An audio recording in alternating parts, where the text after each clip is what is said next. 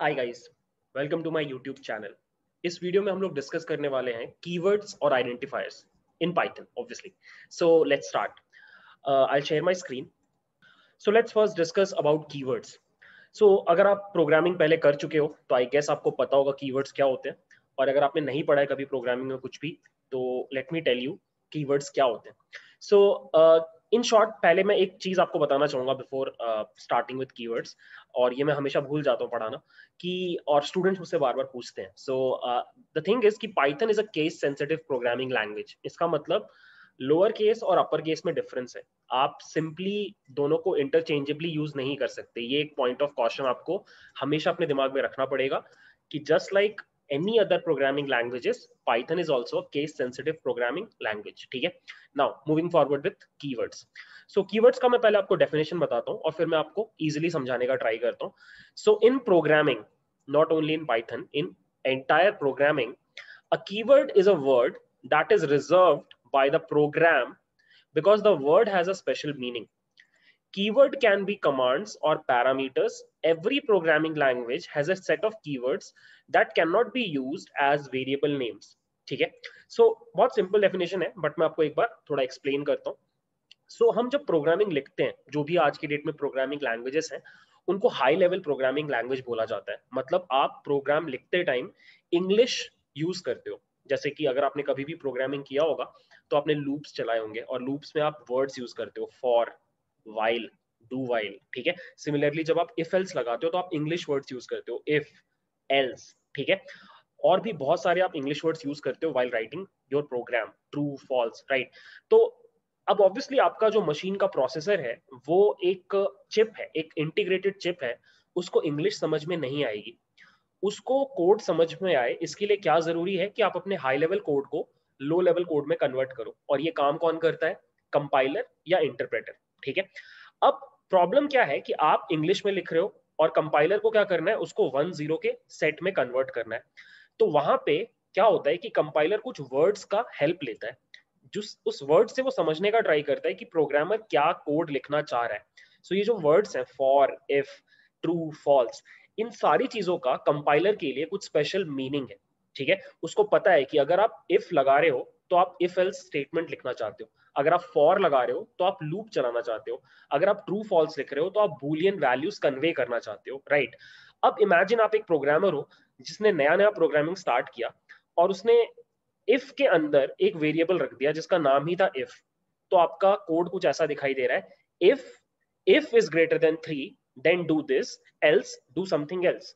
Now imagine कितना confusion होगा, और आपका कोड क्रैश कर जाएगा।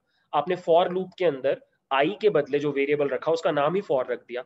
इमेजिन कितना कंफ्यूजन होगा, राइट। तो इस तरह की जगहों पे आपको हमेशा सजेस्ट किया जाता है कि as a programmer it's your responsibility कि जब भी आप वेरिएबल्स का नाम रख रहे हो, प्लीज कीवर्ड्स ना रखो, क्योंकि अगर आप कीवर्ड्स रखोगे तो कंपाइलर में प्रॉब्लम होगा। जब वो कंपाइल करने जाएगा आपके प्रोग्राम को तो वो कंफ्यूज हो जाएगा कि आपने उन कीवर्ड्स को वेरिएबल्स की तरह क्यों यूज किया। ठीक है, सो पाइथन में देयर आर 33 डिफरेंट कीवर्ड्स। अगर आपको देखने हैं वो कीवर्ड्स तो आप सिंपली ये कोड लिख सकते हो, इंपोर्ट कीवर्ड मॉड्यूल, और फिर प्रिंट कीवर्ड के अंदर KW लिस्ट होता है, कीवर्ड लिस्ट। आप इस कोड को जैसे ही रन करोगे आपको एक लिस्ट मिलेगा जिसमें अगर आप काउंट करो तो there are 33 different keywords.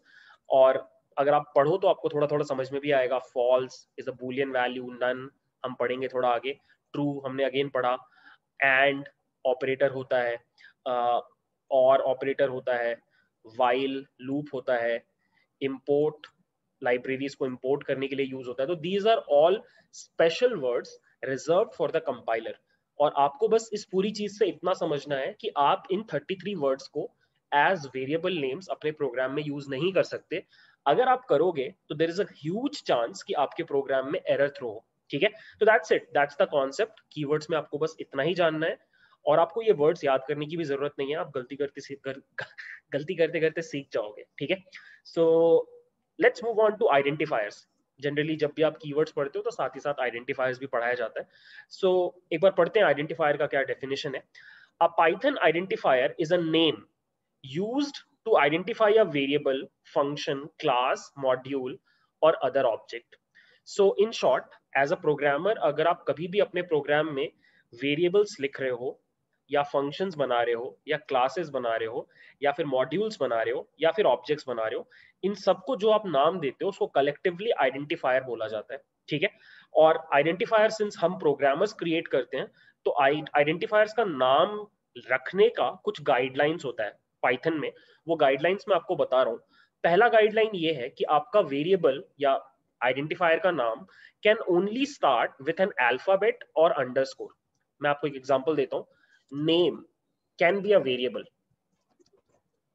Name can be a variable, कोई प्रॉब्लम नहीं है, आप इजिली प्रिंट कर पाओगे इस वेरिएबल को और ये काम करेगा।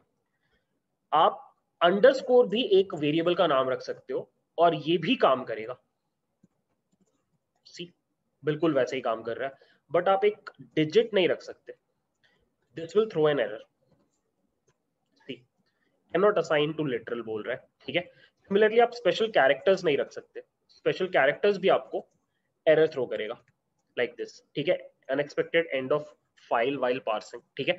So this is the first guideline कि आप वेरिएबल या फिर आइडेंटिफायर्स का नाम रखते टाइम या तो सिर्फ स्टार्ट कर सकते हो अल्फाबेट के साथ या फिर आप स्टार्ट कर सकते हो अंडरस्कोर के साथ। इनके अलावा आप किसी भी चीज के साथ स्टार्ट नहीं कर सकते।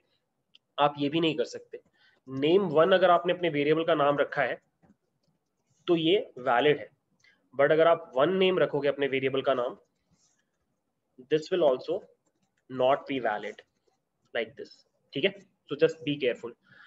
नेक्स्ट, योर वेरिएबल नेम और identifier name can be followed by 0 or more letters, underscores and digits, ठीक है।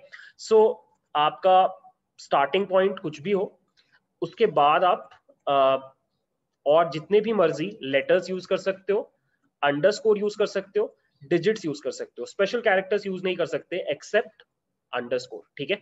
तो you can write a variable name like this, first name, first name ये वैलिड है, ठीक है। But first hyphen name is not valid, ठीक है।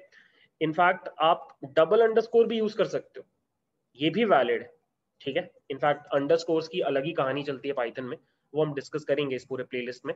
But या ये सेकंड रूल ये हो गया। और थर्ड रूल तो बहुत ही लॉजिकल है, ये हम पूरे टाइम डिस्कस कर रहे थे कि आपके कीवर्ड्स का नाम, आपके आइडेंटिफायर्स का नाम कभी भी कीवर्ड नहीं होना चाहिए।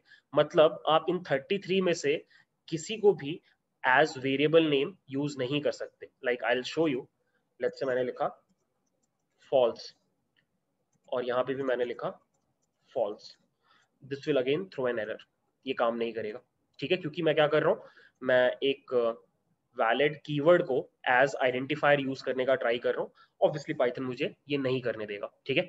सो या दैट्स इट, आई होप आपको समझ में आ गया कीवर्ड्स एंड आइडेंटिफायर्स के बारे में। बहुत ही छोटा टॉपिक है बट इसकी समझ होना जरूरी है, नहीं तो आगे जाके आपको परेशानी हो सकती है, ठीक है। So that's it, thanks for watching, bye.